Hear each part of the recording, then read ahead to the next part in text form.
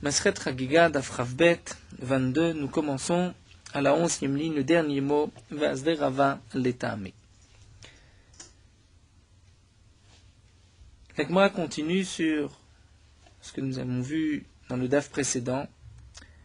Rava a enseigné que la raison de la Mishnah, pourquoi on ne peut pas tremper un Keli dans un autre, la Kodesh, si c'est pour utiliser le Keli pour des korbanot, c'est parce que, nous dit Rava, on craint que par la suite, un homme vienne tremper des Kelim dans un Keli qui n'a pas l'ouverture de Shfofer et Anod, et si c'est ainsi, l'eau qui se trouve à l'intérieur du grand Keli n'est pas en contact avec l'eau du mikvé. Même si cette eau qui se trouve maintenant dans le Keli, dans le grand Keli, provient, c'était de l'eau du mikvé, mais puisque le Keli est fermé, et il n'y a pas l'ouverture de Shfofer et Anod qui correspond à Shtet Tzbaot, de quoi rentrer deux doigts et les tourner, environ 5 cm de diamètre.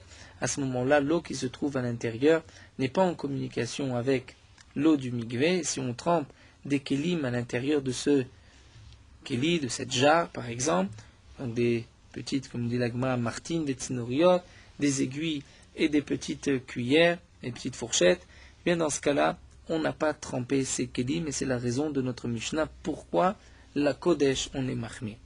Et la Gemara nous avait dit que d'après Rava, si on utilise un sal, un panier au gargoutani, qui est un grand panier, et qu'on remplit de kelim, on met des ustensiles à l'intérieur, on peut tremper le tout dans un mikvé, puisqu'on n'a jamais vu de panier, sal, de gargoutani, qui n'ont pas une ouverture de plus de Shfofer et Anod. Et la Gemara termine donc cette souya en nous disant Vazde Rava Letame, et Rava qui a dit que dans ce cas-là, c'est cacher, on pourra tremper les kelim de Amar Rava sal vegargutani.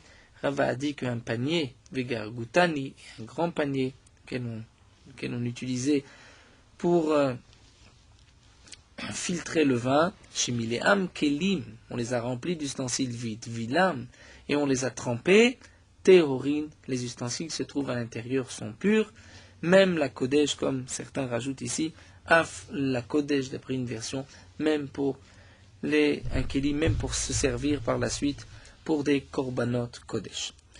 Donc là, la Gemara termine ainsi la soulia précédente, mais comme Rava a donné un autre enseignement, alors la Gemara continue au mikvé.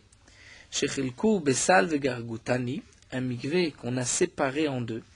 Besal par un panier, vegargutani ou ce grand panier, be'atov el shamlo al talot vila, celui qui se trempe dans ce mikvé, c'est-à-dire que on a mis au milieu du mikvé un panier, sal vegargutani, et maintenant on a divisé le mikvé de 40 CA en deux petits mikvés.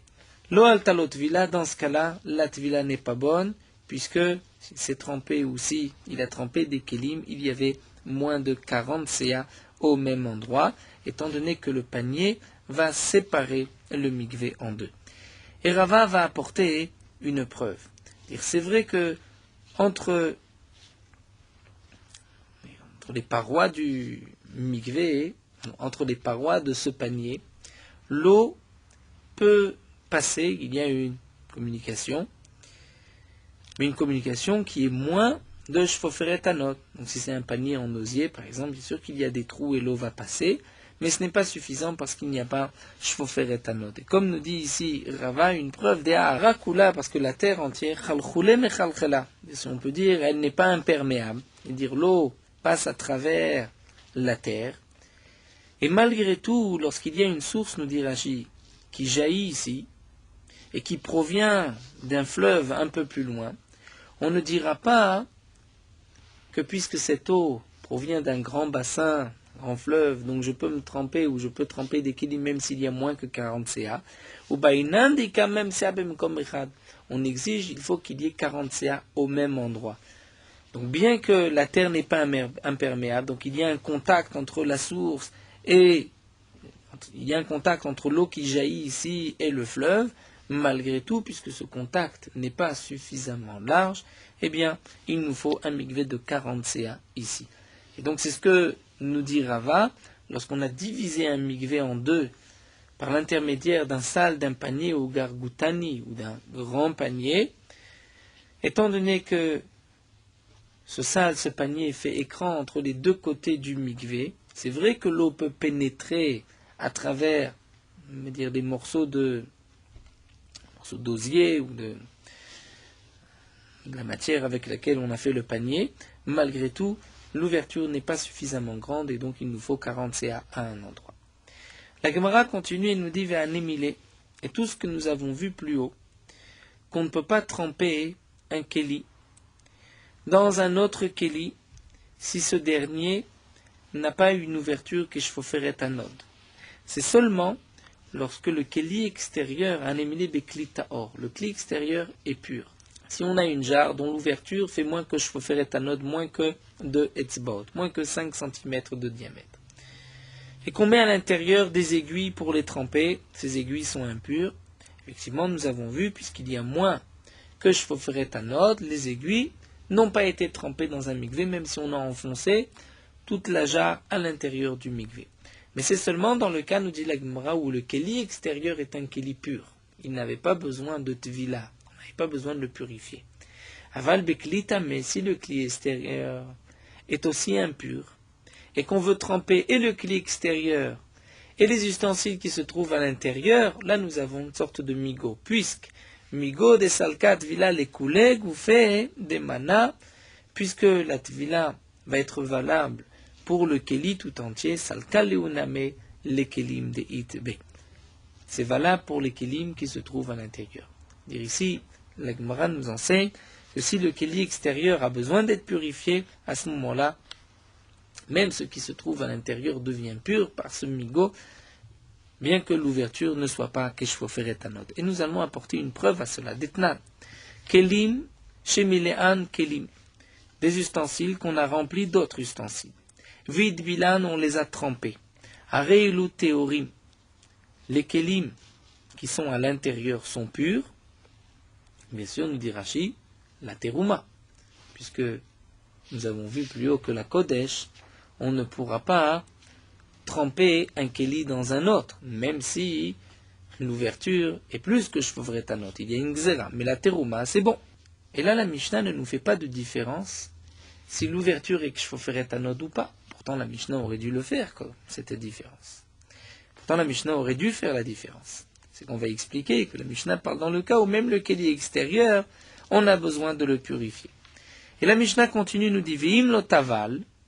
Donc on va traduire simplement, Ve'im lo taval, s'il ne l'a pas trempé, Ma'ima meuravim, les eaux qui sont mélangées avec le mikvé, Achiu meuravim shoferet anod, tant qu'il faut que les eaux soient mélangées comme l'ouverture d'un autre. C'est vrai que la fin de la Mishnah ne se comprend pas. C'est pour cela que la Gemara va expliquer Maïka Amar, que veut dire Vim Lotaval s'il ne l'a pas trempé. Achika Amar, Vimeno Tsarich Leadvilo, et si on n'a pas besoin de tremper le keli extérieur, Umaïma Meuravim, Achu Meuravim Shoferet Anod. Là, il faut que l'eau qui se trouve à l'intérieur, qu'on veut mélanger, faire communiquer avec l'eau de l'extérieur, il faut qu'à ce moment-là, il y ait Keshfoferet Anod. Donc dans cette Mishnah, nous voyons le début de la Mishnah, j'ai un grand keli ou un petit keli, et je mets d'autres kelim à l'intérieur, je trempe le tout, c'est pur la terouma. Et là, la Mishnah ne fait pas la différence si je peux faire anod ou pas. Ensuite, la Mishnah nous dit, Ve'im lo taval, c'est-à-dire, on va comprendre, le premier cas, on parlait où le keli extérieur, il fallait le tremper. Donc, puisqu'il fallait le tremper, puisque la tvila est valable pour le keli extérieur, c'est valable même pour ce qui se trouve à l'intérieur, même si l'ouverture du keli extérieur n'est pas keshfoferet anod. Mais dans le cas où le keli extérieur, je n'ai pas besoin de le tremper, là il faut que l'ouverture soit keshfoferet anod, sinon il n'y a pas de communication entre l'eau qui se trouve à l'intérieur et l'eau qui se trouve à l'extérieur. C'est ce que la Gemara donc conclut ici. Donc en résumé ce que nous avons vu, pour n'importe quelle tevila, si on veut tremper un keli dans un autre, il faut que le keli extérieur soit ouvert keshfoferet anod. Et à ce moment-là, on pourra tremper un keli dans un autre, la terouma ou la choulin pour toute autre chose. Dans le cas où le keli extérieur a besoin d'être purifié, à ce moment-là, même si l'ouverture n'est pas que je ferai tanod, on pourra en même temps tremper des kelim à l'intérieur. Dans tous les cas, même si le keli est ouvert beaucoup plus que je ferai tanod, la kodesh, on ne pourra pas tremper un keli dans un autre, parce que nous a dit Rava, il y a une gzera particulière pour kodesh. La Gemara continue, nous dit Veha de Rava de Rabbi Hila, ce que nous venons de voir au nom de Rava et de Rabbi Hila. Rashi nous dit, d'après Rabbi Hila qui a dit que la raison c'est Mishum Chatzitza, et que Salve et Gargutani, le panier, il y a aussi un problème de Chatzitza, et donc si on trempe un keli dans un panier, le keli intérieur n'est pas purifié. Est-ce que nous a dit Rava que la raison c'est une gzera, mais que dans le sale il n'y a pas de quoi faire une gzera et donc c'est pur? Sal vegargutani, un panier vegargutani et un grand panier shimilean kelim qu'on a rempli d'ustensiles vidbilam et qu'on les a trempés. Ben la kodesh ben la trouma théorim. Les kelim intérieurs sont purs aussi bien la kodesh que la terouma. Ça c'est comme Rava.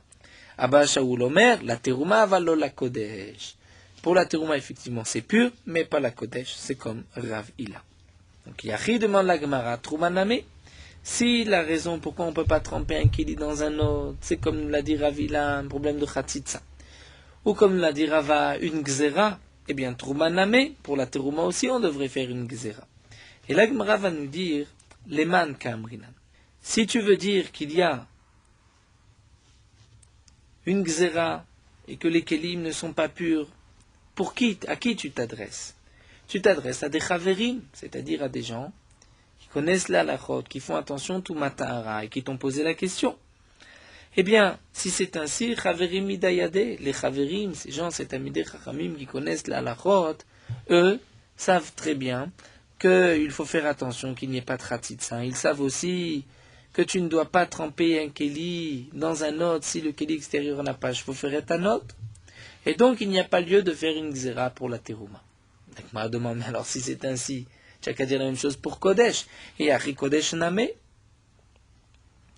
Pour Kodesh, pourquoi tu as dit qu'on fait une gzera ou qu'il y a un problème de chatzitza? Qui est-ce qui va te poser la question pour Kodesh? C'est aussi un chaver. Et le chaver, lui, ne risque pas de se tromper. La réponse est vraie, mais dans Kodesh, chazele amaharetz ve'azil matbil. Pour Kodesh, amaharetz va te voir. Et ensuite, lui, il va aller, il va tremper, il va faire la même chose. Et il risque de faire une chatzitza ou d'utiliser un keli qui n'a pas chauffé et un autre. Quand on demande à Gemara, Trouma Namer, Chasele Amaretz, Vazil Matbi. Le Amaretz aussi, dans Terouma, il va faire la même chose. La Gemara dit c'est vrai, mais lorsque le Amaretz va ensuite amener de la Terouma, l'Oma Kibla Minayu, on n'acceptera pas sa Trouma de lui. Demande à Gemara, alors Kodesh Namer, quel est le problème? Il risque, lui, d'aller tremper des kelim de cette manière. Donc, ou bien il va y avoir une chatzitza, ou bien il y a un risque qu'il trempe un keli dans un autre keli, donc dans le keli extérieur, n'a pas chauffé ta note, eh bien tu n'accepteras pas ce qu'il t'amènera. La Gemara a dit non, pour Kodesh, Haveleva, je suis obligé d'accepter. Parce que sinon il va y avoir des disputes. Elle me dit pourquoi tu n'acceptes pas mes korbanot, mon morceau de viande de korban. La Gemara met Trouma Name Haveleva. La Trouma aussi, il va y avoir une dispute. S'il t'amène de la terouma, toi Kohen, et que tu dis je n'accepte pas, il va y avoir des disputes, une haine. L'Agma nous dit lo erpatle. Dans le cas de terouma, c'est pas grave. Pourquoi? Si tu lui refuses, de Azil yaivle le Kohen Amaretz, il ira donner un autre Kohen à Amaretz, un autre Kohen qui est Kohen mais qui ne connaît pas toute la halachot, ils s'arrangeront entre eux. Il n'y a pas de Eva, alors que les korbanot, on n'a pas le choix, on est obligé d'accepter korbanot du Amaretz. Alors nous dit la Gemara ou Mantana de Chaish Leeva. Donc on vient d'expliquer que toute la différence entre Trouma et Kodesh, c'est parce que dans Kodesh, il risque d'y avoir une Eva, c'est-à-dire il risque d'y avoir une haine, alors que pour Terouma, il n'y a pas de haine. Mais qui est-ce qui craint cette notion de haine? L'Agma nous dit c'est Rabbi Yossé, Détania.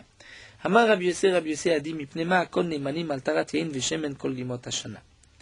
Pourquoi toute personne qui nous présente du vin ou de l'huile et qui nous dit j'ai fait attention, cette huile, ce vin est pur, pourquoi on accepte pour des korbanot toute l'année, pas seulement pendant les fêtes, Eh bien, nous dit Rabbi Yossé, si on n'accepte pas le vin ou l'huile d'une personne, qu'il apporte en tant que korban, il va dire si c'est ainsi, vous ne me faites pas confiance, je vais aller, moi, faire mon propre Bet Hamikdash, mon misbéar, et je vais offrir mes korbanot tout seul. Donc pour ne pas que chacun, olech ou bonnet, banal le'atzmo, et aussi soref para adouma le'atzmo, il va prendre une vache rousse pour lui tout seul, il va dire moi, je fais comme je comprends. Donc les chachamim m'ont dit, on fait confiance à toute personne qui nous dira, j'ai purifié mon vin, j'ai gardé en état de pureté mon vin et mon huile. Donc on voit que d'après Rabbi Yossé, il y a cette notion de Eva, c'est-à-dire de haine, de dispute pour ne pas que chacun fasse son propre Bet Hamikdash. Bien sûr, bonnet banal l'atzmo, c'est une interdiction, on n'a pas le droit de faire des korbanot en dehors du Bet Hamikdash. Donc là, la Gemara nous a rapporté, à travers cette différence entre Trouma et Ekdesh, apporté une nouvelle notion de Eva, du Hamaharetz, qui risque de se vexer si on n'accepte pas son huile, son vin pour le Misbéach.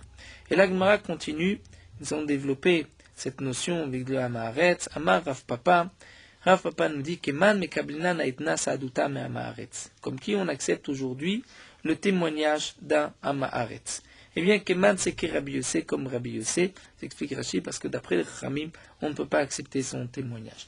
Donc bien sûr, lorsqu'on parle d'un Hamaharetz, il s'agit juste d'un homme qui est tzaddik, bien sûr, qui accomplit toute la Torah, mais qui n'a pas étudié, donc ne connaît pas toutes les nuances de la halacha, mais ce n'est pas Hasve Shalom un Racha, un Hamaharetz qui ne connaît pas la halachot. C'est vrai qu'à l'époque, les Chachamim faisaient attention à tous les dynimes de Touma Tahara, devaient parfois se séparer des Hamaratim, ne pas toucher leurs vêtements, comme nous avons vu dans la Mishnah, et aussi ne pas utiliser leurs kelim et ne pas manger leurs aliments.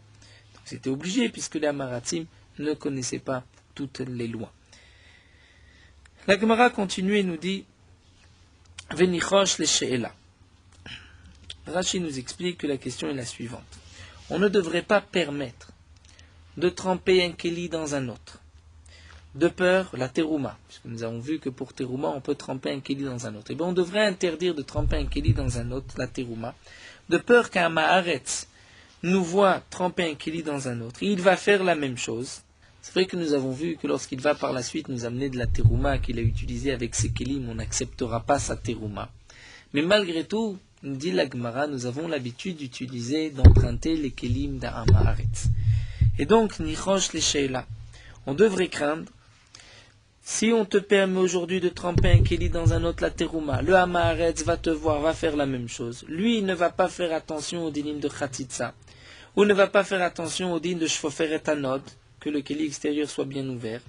Donc son keli sera impur, il n'a pas été purifié, et toi tu risques demain de l'utiliser d'etnan, comme nous allons voir dans une Mishnah. Rashi nous dit, la preuve de la Mishnah que nous allons voir, c'est qu'on utilisait, on empruntait les kelim d'un Hamaharetz.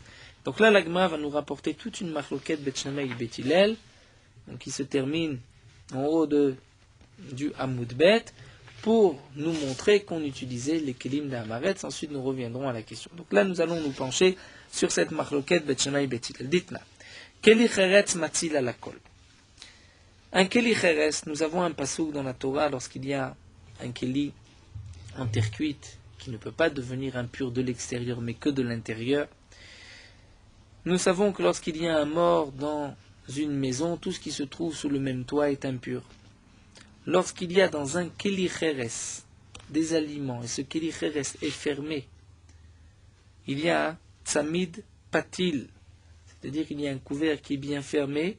Tout ce qui se trouve à l'intérieur du kli cheres est pur, même si le kli cheres se trouve dans un endroit où il y a un mort. Pourquoi ? Puisque là, il n'y a pas d'impureté de l'intérieur, c'est fermé, et de l'extérieur, le kli cheres ne reçoit pas l'impureté. Ou encore, nous dit Rashi un autre cas. Nous avons une maison et un étage. Il y a un mort à l'étage du dessous, au rez-de-chaussée. Et il y a un trou qui communique avec l'étage. Un petit trou. La touma, l'impureté qui se trouve, s'il y a un mort au rez-de-chaussée, l'impureté va monter. Tout ce qui se trouve au rez-de-chaussée et à l'étage est impur. Mais si on a bouché le trou avec un keli cheres, un ustensile en terre cuite, et on a mis l'extérieur du kli cheres vers le bas, vers le rez-de-chaussée, eh bien, l'extérieur du kli cheres va faire écran avec l'impureté et l'impureté ne va pas pouvoir monter. Pourquoi? Puisque le kli cheres ne devient pas impur de l'extérieur, donc l'impureté ne communique pas. Si ce n'était pas un kli cheres, mais c'était un kli en métal, étant donné que le kli en métal devient impur même de l'extérieur, donc la touma peut monter, ce qui se trouve au rez-de-chaussée et à l'étage est impur. Donc ici dans la Mishnah c'est marqué un kli cheres matzil à la colle. Il peut sauver tout. C'est-à-dire, il va sauver tout ce qui se trouve à l'étage, nous dit Rashi, ou bien tout ce qui se trouve à l'intérieur si le kli cheres est fermé. Lorsqu'on a utilisé le kli cheres pour boucher le trou entre le rez-de-chaussée et l'étage, même si le kli cheres est ouvert, mais l'ouverture est du côté de l'étage du grenier. Et donc, du côté du mort, il y a l'extérieur du kli cheres, l'extérieur ne devient pas impur, ça fait écran avec l'impureté. Divrei Beth Hillel, ce sont les paroles de Beth Hillel. Donc, d'après Beth Hillel, le kli cheres va empêcher l'impureté de monter au toit, à l'étage, et tout ce qui se trouve en haut est pur. Bet Shammai yomrim eno matzil ela al haochlim ve'al hamashkim ve'al kli cheres. Bet Shammai n'est pas d'accord. Bet Shammai nous dit que le kli cheres ne sauvera de l'impureté que les aliments, les boissons et le kli cheres même. Mais tout ce qui se trouve à l'étage restera impur. Amroulaim Bet Hillel et Bet Shammai. Bet Hillel on dit à Bet Shammai. Mipnema. Pourquoi? Amroulaim Bet Shammai leur ont dit Mipne sheutame al gaba maaretz. Pour quelle raison? Parce que ce keli qu'on a mis pour boucher ce trou, cette fenêtre, était peut-être déjà un keli qui appartenait à un maaretz et un keli impur. Donc de là on voit qu'on pouvait emprunter un keli d'un maaretz. Ve'en keli tameh chotzetz. Et donc si le keli, l'ustensile est lui-même impur, il ne peut pas faire écran avec l'impureté. Amrou lahem Bet Hillel, mais Bet Hillel, on dit ve'alot yartem ochrim umashkim shebetocho. On ne comprend pas. Tu viens dire que le kli cheres, il appartenait à un maaretz, un ignorant, et donc il était déjà impur. Mais pourtant tu dis que s'il y a des aliments ou des boissons à l'intérieur, eh bien ces boissons seront pures. Si nous avons un kli cheres qu'on a emprunté d'un maaretz, on a mis des aliments, on a fermé, le kli cheres, il se trouve dans la même pièce qu'un mort, tout ce qui se trouve à l'intérieur est pur. Pourquoi? Parce que le kli cheres fait écran avec l'impureté. Donc tu vois que le kli cheres, même si tu le considères impur, il fait écran. Hamolem Bet Shammai ont répondu lorsque nous on t'a permis, on a dit que ce qui se trouve à l'intérieur est pur, c'était pour qui? C'était les Hatzmo.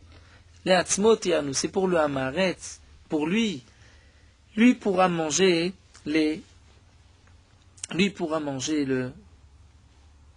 qui se trouve à l'intérieur. Mais est-ce que tu crois qu'on va rendre pur le Keli dont sa pureté ne dépend pas, ne concerne pas que lui, mais toi aussi, parce que souvent tu empruntes le Keli d'un Maaretz, et donc c'est pour cela que Bet Shammai ont fait la différence entre les aliments. C'est que c'est vrai, nous disent Bet Shammai, tout est impur. Parce que si le Kli appartient à un Maaretz et que ce Kli est impur, il ne fait pas écran avec l'impureté. Mais les aliments, comme nous verrons par la suite, de toute manière il ne m'écoutera pas. Donc les aliments qui sont à l'intérieur, je peux dire que les aliments sont purs, puisque ces aliments ne seront pas mangés par un chaver, ne seront mangés que par un Maaretz. Mais le Kli que tu risques d'utiliser, ça je te dis qu'il est impur. Tanya Lagma nous rapporte une braïta Amar Rabbi Yehoshua. Rabbi Yehoshua s'est exprimé d'une manière très dure vis-à-vis de Bet Shammai. Il leur a dit Boshni midivrechem Bet Shammai. J'ai honte de vos paroles, Bet Shammai. Pourquoi dit Rabbi Yehoshua? Efshar isha lasha ba'areva. Est-ce possible? Une femme qui pétrit de la pâte dans un pétrin à l'étage, tu vas dire que isha ve'arevat meim, la femme, et le keli est impur, tout machiva pendant 7 jours, puisqu'il y avait un mort en bas, ou batsek ta'or, et tu vas dire que la pâte est pure. Ou bien, lagin malé mashkim, il y a des ustensiles pleins de boissons. Lagin tamet ou matshiva ou mashkim teorim, tu vas dire que le keli est impur, mais la boisson est pure, puisque Bet Shammai nous ont dit, on considère qu'il n'y a enomatil ela alochlim mashkim val kli cheres. Sur les aliments, la boisson et le kli cheres lui-même, le kli en terre cuite. Donc Rabbi Yoshua s'étonne et dit, je comprends pas. Une femme va pétrir de la pâte, elle, tu dis qu'elle est impure, le keli est impur, mais la pâte est pure. Nous avons une cruche, un récipient de boisson, ce qui est à l'intérieur est pur, mais ce qui est à l'extérieur, le keli est impur. À ce moment-là, Nitfallo Talmid Echan Talmidei Bet Shammai s'est présenté à lui un élève des élèves de Bet Shammai. Amarlo, il lui a dit, est mort lecha tamam chez Bet Shammai. Je vais t'expliquer la raison de Bet Shammai. Amarlo est mort, il lui a dit, vas-y, explique-moi. Dis. Amarlo, il lui a dit, tu sais bien que kli tamé chotzetz ou eno chotzetz. S'il y a un keli, un ustensile qui est impur, il peut faire écran avec l'impureté ou pas? Amarlo, il lui a dit, il est évident que non, eno chotzetz. Il lui a posé une autre question. Quel est chez la maretz, tamé ou taor? Le keli d'amaretz, il est pur ou impur? Amarlo, il lui a dit tamé, il est impur. Il a dit donc tu vois, un keli d'amaretz, il est considéré comme impur. Si le keli est impur, il ne fait pas écran avec l'impureté. Il dit maintenant on continue. Vimata omer lo tamé. Et si toi tu lui dis, tu sais, c'est impur, ton keli est impur. Tes aliments qui sont à l'intérieur sont impurs. Klum ashgiach alecha, est-ce qu'il va t'entendre? Est-ce qu'il va accepter ce que tu lui dis? Velo, plus encore. La shimata omer lo tamé. Si toi tu lui dis tamé, omer lecha, qu'est-ce qu'il va te dire? Sheli taor veshelcha tamé. Ce qui est à moi c'est pur, toi c'est impur. Il est vrai que le hamaretz, on ne sait pas si son keli est impur. On le considère impur puisqu'il ne connaît pas toutes les nuances de la halacha. Mais si toi tu viens et tu lui dis c'est impur, qu'est-ce qu'il va te dire? Il va te dire, mon keli est impur. Il va dire, toi tu es impur. Ton keli est impur, le mien est pur. Il dit bien, Zeu Ta'aman chez Bet Shammai. C'est là la raison de Bet Shammai. C'est-à-dire que lorsque Bet Shammai ont dit que les ochlim ou mashkim et les klicheres sont purs, Bet Shammai n'ont parlé que de trois choses. Des aliments qu'on ne peut pas purifier, des boissons qu'on ne peut pas purifier, et un klicheres en terre cuite qu'on ne peut pas purifier. Donc là, si tu viens et tu dis, oh Marais, tu sais, c'est impur, il va te dire, ça c'est impur. C'est-à-dire, tu veux que je les jette, tu veux que je casse le keli, c'est pur, et tes kelim sont impurs. Mais si tu viens et tu lui dis, voici un keli en métal qui est impur, ou toi tu es impur, là, Maretz va accepter, puisqu'il va par la suite se purifier. Et ça, c'est la raison de Bet Shammai. À ce moment-là, Miyad Allah Rabbi Yoshua v'nishatach al kivre Bet Shammai, Rabbi Yoshua a été sur la tombe de Bet Shammai, Amar, il leur a dit, Ne'aniti lachem atzmot Bet Shammai, j'ai fauté envers vous, pardonnez-moi les ossements de Bet Shammai, ou mastu mot shelachem kar, si déjà ce qu'on ne comprend pas, dire ce qui est satoum, ce qui paraît difficile, c'est ensuite bien expliqué. Alors, mes fourachot, alachat kama vekama, ce que vous avez dit explicitement à plus forte raison, que il y a une bonne raison. Amrou, on a dit que kol yamav ushcheru shinam pnei taniotav, toute sa vie de Rabbi Yoshua, ses dents ont noirci à cause de ses jeûnes. Il a jeûné pour se faire pardonner d'avoir manqué de respect à Bet Shammai en disant j'ai honte de vos paroles, Bet Shammai. En tout cas, nous dit la Gemara, voici maintenant la preuve. Katanemiyat, on apporte une preuve de là. C'est marqué dans les paroles de Bet Shammai, Lecha velo. Et si je te permets, je dis que le keli est pur, un keli en métal, c'est pour toi et pour lui. Donc, Alma, Shalinan, Minayu. Donc, tu vois qu'on emprunte les kelim d'Amaretz. Après ce massé, Bet Shammai, Bet Hillel, on voit qu'on empruntait les kelim d'Amaretz. C'est vrai qu'on ne va pas accepter la terouma du Hamaretz, mais peut-être qu'on va utiliser son keli. Et peut-être que son ustensile, il l'a trempé keli betor keli, ce qui n'est pas valable, et puis il risque d'y avoir chatzitza, où on devrait faire une gzera, mishum shfoferet anot, et peut-être qu'il va tremper alors qu'il n'y avait pas shfoferet anot. Alors la Gemara répond, pourquoi on n'a pas fait cette même gzera dans terouma, la même gzera de Kodesh? Parce que kichalin minayu madbilin lehu. Lorsqu'on va leur emprunter le keli, on va d'abord le tremper dans un mikvé. Pourquoi? Parce qu'effectivement, on craint peut-être qu'il l'a trempé keli betor keli et ce n'est pas bon. Donc nous allons le tremper. Alors la Gemara nous dit, mais si vraiment, lorsque tu empruntes le keli du Maharet, tu vas le tremper. Alors on ne comprend plus, dans la marloquette de Bet Shammai et Bet Hillel, Bet Shammai on dit, pourquoi on va dire que le Keli est impur, parce que, Bet Shammai nous a expliqué, le Keli te concerne, tu risques d'emprunter le Keli. Eh bien, nous dit la Gemara, Achini Adrou Leu Bet Hillel et Bet Shammai. Bet Hillel devrait répondre à Bet Shammai et leur dire, Kishalin al Minayu, Matvilen al Leu. Lorsqu'on va emprunter le Keli du Mahamaretz, on va le tremper dans un mikvé. La Gemara répond, c'est impossible, parce que dans la marloquette de Bet Shammai et Bet Hillel, il s'agit d'un cas où il y a un mort au rez-de-chaussée. Et il y a des kelim à l'étage, et on a bouché le trou de communication entre le rez-de-chaussée et l'étage par l'aide avec un keli cheres, un keli et qui appartenait à un maharetz, comme nous ont dit Bet Shammai, qui était donc peut-être impur.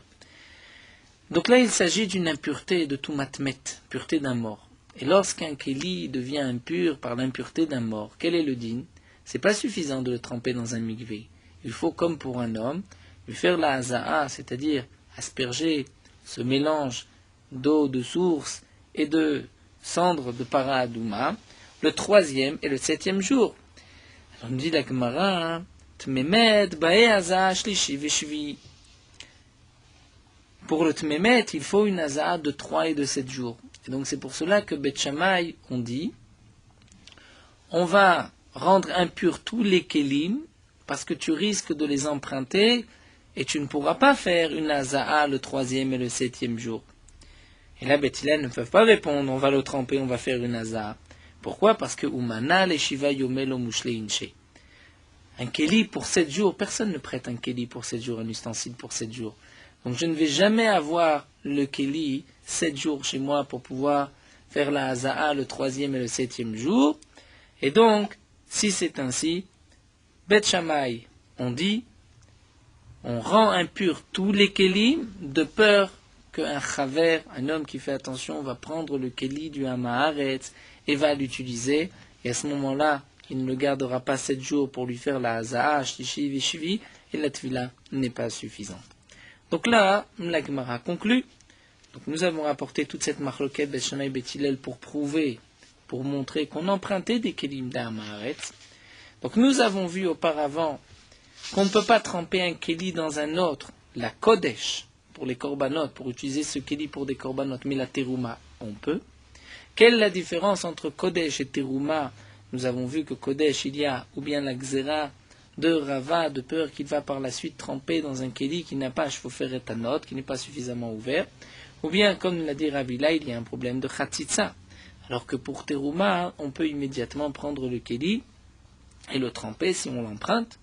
Et si le Hamaharetz utilise ce keli pour de la terouma, de toutes les manières, on ne mangera pas sa terouma, on ne prendra pas, un Kohen Chaver ne prendra pas la terouma d'un Hamaharetz.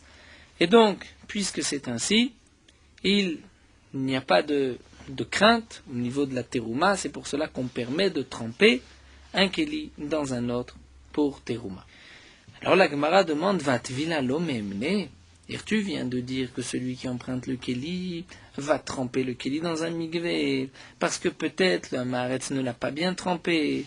Ça voudrait dire qu'on ne fait pas confiance au Hamaharetz et il nous dit j'ai trempé le keli, Vatania, pourtant nous avons une braïta, Nemanim Hamaharetz altarat vila tmemet. Les Hamaharatzim, on les croit, s'ils disent qu'ils ont trempé un ustensile qui était impur par l'impureté d'un mort, c'est-à-dire, après 7 jours, il faut tremper un keli. Si le Hamaharetz dit je l'ai trempé, on le croit. Donc on voit qu'on croit le Hamaharetz. Amar Abaye, Abaye répond le kasha. Habe gufo, habe kelav. Tout dépend si c'est gufo sur lui ou sur ses ustensiles.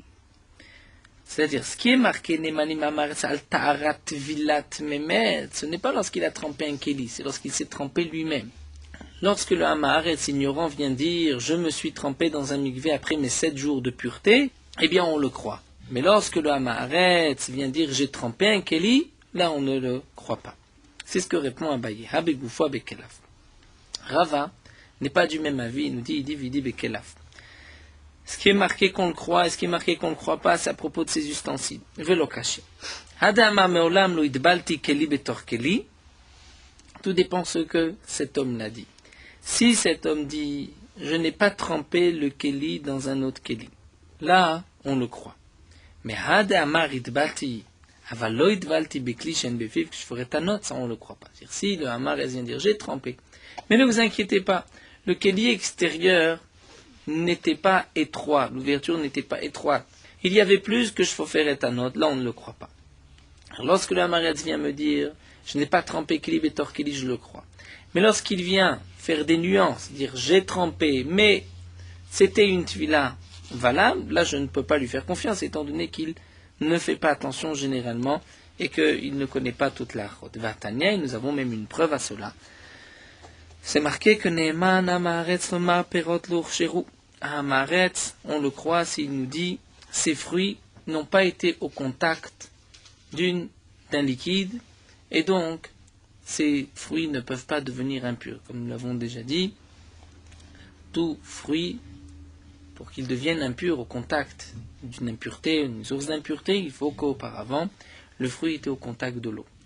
Un Maharetz qui vient et qui dit ces fruits, l'eau chéru, qui n'étaient pas au contact de l'eau, on le croit.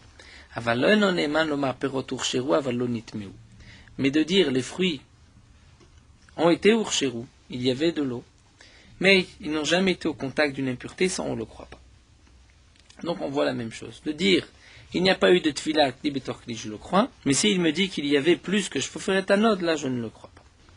Et la Gemara continue, va goufo mimeman. Est-ce que lorsqu'un Maharetz vient dire je me suis trempé, on le croit, va tania, pourtant c'est marqué. Chaver sheba leazot, un chaver, qui fait attention, tous les dim, tout matara, qui vient pour qu'on lui asperge le mélange des cendres de la paradouma. On doit le faire le 3e et le 7e jour. Donc, le 3e jour, après son impureté, après qu'il ait touché un mort. Yamazin alav miyad. S'il vient, il me dit, aujourd'hui c'est mon 3e jour, je peux asperger immédiatement. Je lui fais confiance que c'est le 3e jour. Hamaharetz sheba leazot en mazim alav, atiyatse befanu shishi vishvi. Le Hamaharetz, il faut attendre d'abord 3 jours et 7. Peut-être que ce n'est pas le 3e jour. Et si c'est le 1er ou le 2e jour, même si on a aspergé les cendres de la paradouma, ce n'est pas valable. Comme nous dit la Torah, c'est seulement le 3e et le 7e jour. Donc on voit qu'un Maharetz, on ne lui fait pas confiance. S'il vient nous dire je suis le 3e jour, on ne le croit pas, la Gemara répond c'est vrai.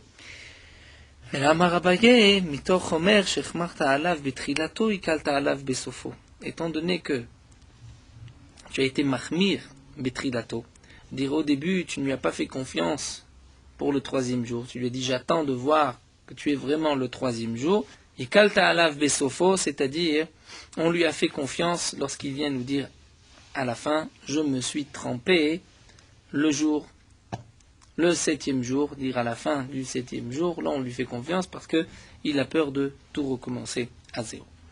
Donc là nous avons conclu cette soubia qui est assez difficile, assez complexe, où là la Gemara nous a dit la différence entre Teruma et entre Kodesh est la suivante. C'est vrai que la Xéra est possible aussi dans Teruma, d'après Rava, peut-être qu'on va tremper un Keli dans un autre, si le Keli extérieur n'est pas suffisamment ouvert, je ferai un autre. Ou c'est vrai, comme nous l'a dit Rav Hila, il y a un risque de Chatzitza Bateruma, risque de ne pas faire attention et qu'un Keli le Keli qui est à l'intérieur va toucher, va s'alourdir sur le Keli extérieur et l'eau ne va pas passer. Malgré tout, pour Teruma, on n'a pas fait de Xéra. Pourquoi? La conclusion de la Gemara, c'est parce que pour la Teruma, le seul problème était que Hamaharetz risque de nous voir et de faire la même chose. Et la Gemara nous dit, même si le Hamaharetz se trompe et trempe un Keli dans un autre, il n'y a pas de takala, dire on ne craint rien. Donc c'est sûr que ce n'est pas une véritable Chatzitza, mais il n'y a pas lieu de faire une Xéra, parce que nous n'allons pas utiliser ces Kelim avant de les tremper, et de toute manière, sa Teruma, on ne la consommera pas. Alors que pour Kodesh, étant donné qu'on est obligé d'accepter ces korbanot, donc là, on est gozer et on va dire que si on a trempé Keli, Betor Keli, la Tevila n'est pas valable. Une autre ma'ala, une autre différence que nous avons vue entre Teruma et Kodesh, c'est Achoraim Vetor. Nous avons vu que lorsque dans un Keli, il y a l'intérieur, l'extérieur qu'on pouvait parfois utiliser, nous verrons aussi il y avait les bords, dire tout autour, le rebord, et la hanse ou le manche. Il y a une halakha pour Teruma, si la choreim dire le dos du Keli est devenu impur, l'intérieur et le reste n'est pas impur. Alors que pour Kodesh, tout est impur.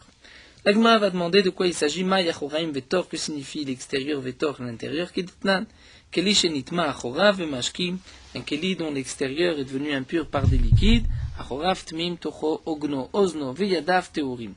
Dire l'intérieur, Ogno, dire le rebord, lorsque le rebord est large, qu'on peut utiliser, Ozno, sorte de anse, Veyadav et le manche, Teorim sont purs. Mais Nitma Tocho, si l'intérieur est impur, Kulotame, tout le Keli est pur. Donc, juste pour imaginer un Keli, Shinitma, Achorav, on peut imaginer le cause du Kiddush. Lorsqu'on le renverse, il y a, sur le pied du Kiddush, il y a un creux. Et ce creux, parfois, on pouvait l'utiliser, donc, une fois le verre de Kiddush renversé, c'est ce qu'on appelle Achoraim. Ou Bet Atzvita, nous avons vu dans la Mishnah qu'il y a Achoraim, donc, le côté extérieur, Tor, l'intérieur, Bet Atzvita. Maï Bet Atzvita, Amar Rabbi Dama Shmuel, Makom Shetzovto. C'est l'endroit où on l'attrape et on le tend à quelqu'un d'autre. Vechenu Omer, comme c'est marqué dans le Pasuk, Vayitzbat la Kali Vatochal. Il lui a tendu Kali, c'est-à-dire des graines de blé grillées, Vatochal, et elle les a mangées. Donc on voit que le terme Yitzbat, c'est tendre, c'est par quoi on attrape le Keli. Ravasi Amar Rabbi Yochanan, Makom Shnikadat Sovim. C'est l'endroit où les Nikiyadat, c'est-à-dire les gens qui étaient hysténistes, qui étaient délicats, étaient Tsovim. C'est-à-dire, nous explique Rachid, ils avaient l'habitude de faire sur le côté du Keli, comme sorte de un petit creux, un petit trou, où ils mettaient l'intérieur du vinaigre, de la moutarde, pour ensuite manger et tremper donc du grand récipient dans ce petit récipient. Donc c'était pour eux quelque chose de personnel. Ça c'est, d'après Ravassun de Rabbi Yochanan, c'est Bet Atzvita. Taner Rav Bibi Kamed Rav Nachman. Kol hakelim en lahen machoraim vetoch. Tous les kelim, on ne va pas leur donner, on ne va pas appliquer et faire une différence entre achoraim, le dos, vetoch et l'intérieur. Echad Kodesh Hamikdash vechot Kodesh Hagvul. Que ce soit les Kodesh Hamikdash, donc Bet Hamikdash, Korbanot, Kodesh, vechad Kodesh Hagvul et Kodesh Hagvul, que a priori les Kodashim qui sont dans toutes les villes, c'est la terouma qu'on peut manger dans toute ville. Amarle, il lui a demandé Kodesh Hagvul, Maininu, Trouma, c'est quoi Kodesh Hagvul? Certainement la terouma. Et donc tu viens dire que pour tous les kelim, on ne fait pas la différence entre achoraim et tor, même pour la terouma. C'est le contraire de la Mishnah. Nous avons vu que dans la Mishnah, si le achoraim est impur, le tor n'est pas impur. Fatnan achoraim vetor bet atzvita la terouma, qu'on va séparer achoraim, tor et bet atzvita pour la terouma.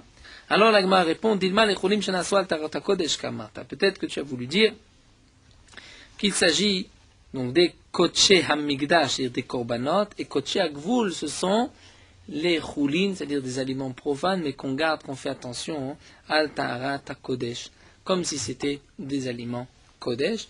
Et c'est ce que nous avons vu au début donc, de notre Pérec, c'est ce qu'il lui dit, Atkaratan Milta, tu me rappelles, cette chose-là, d'Amar Rabba Baravoua, qu'il y avait Achat Esre Ma'alot Shanukan dans la Mishnah, il y a 11 Ma'alot, Shesh Rishonot Ben le Kodesh Ben Lechulim Shenaswa Tarata Kodesh, les 6 premières, c'est aussi bien, ça concerne les korbanot et aussi les choulines qu'on garde, c'est-à-dire des aliments profanes qu'on fait attention, comme si c'était des korbanot, c'est le cas de ce que vient de nous rapporter ici Rav Bibi, Kol HaKelim El Lachem Ha'etor, Echad Kodesh HaMikdash Vechad Kodesh HaGvul, aussi bien les korbanot que les Kodesh HaGvul, c'est-à-dire ce qu'on a dans nos frontières, dans toutes les villes, des aliments choulines qu'on garde avec une kedusha de Kodesh, et Acharonot, ce que nous avons vu les dernières Ma'alot de la Mishnah, la Kodesh, Aval le cholim shenaswa al Tarat Kodesh, seulement la Kodesh, mais pas pour les choulines qui ont été faits al Tarat Kodesh. Donc là, la Gemara nous a expliqué, j'ai 2 Ma'alot. Première Ma'ala, c'était qu'on ne trempe pas un Keli dans un autre. Deuxième Ma'ala, c'est que lorsque dans un Keli Kodesh, le côté extérieur du Keli est devenu impur, ce n'est que le côté extérieur qui est impur, l'intérieur, la hanse, n'est pas impur. La terouma, la Kodesh, pour la Kodesh, tout est impur. Ça, c'est une autre mal. On va s'arrêter ici à Noset Amidra. Meorot halacha daf chavbet. A-t-on le droit de se couper les ongles pendant Chol HaMoed? C'est une marloquette entre les poskim. Certains vont interdire, d'autres vont permettre. Le Shulchan Aruch permet de se couper les ongles pendant Chol HaMoed, que ce soit les ongles de la main ou les ongles des pieds.